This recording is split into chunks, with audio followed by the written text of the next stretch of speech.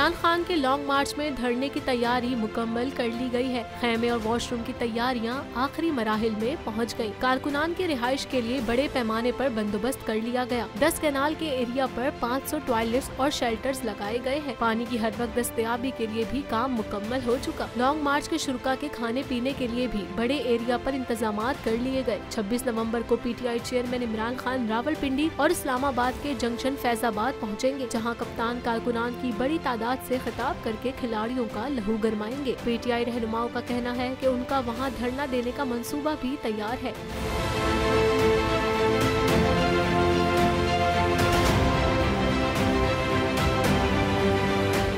खैबर पख्तूनख्वा के वज़ीर आला को पार्टी क़यादत की जानिब से टास्क दिया गया है कि वो अपने सूबे से बड़ी तादाद में लोगों की शिरकत को यकीनी बनाएंगे। इसी तरह पंजाब के वज़ीर आला और आज़ाद कश्मीर के वज़ीर आज़म भी लॉन्ग मार्च में पहुंचने वाले हमदर्दों को सहूलियात पहुंचाएंगे। इस मौके पर पाकिस्तान तहरीक इंसाफ अपना आइंदा का लाहे अमल भी देंगे।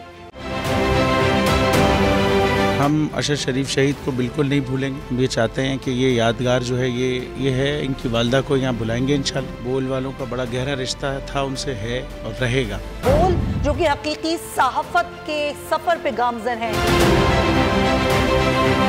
बोल ने सिर्फ एक नारा लगाया था हकीकी सहाफत का, कि बोल आ रहा है और हकीकी सहाफत करेगा। उस नारे ने इनमें थलथली मचा दी थी।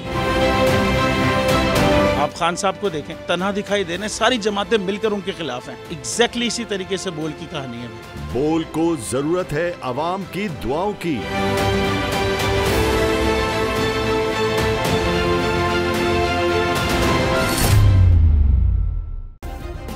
सब्सक्राइब करें और बेल दबाएं ताकि कोई खबर रह न जाए।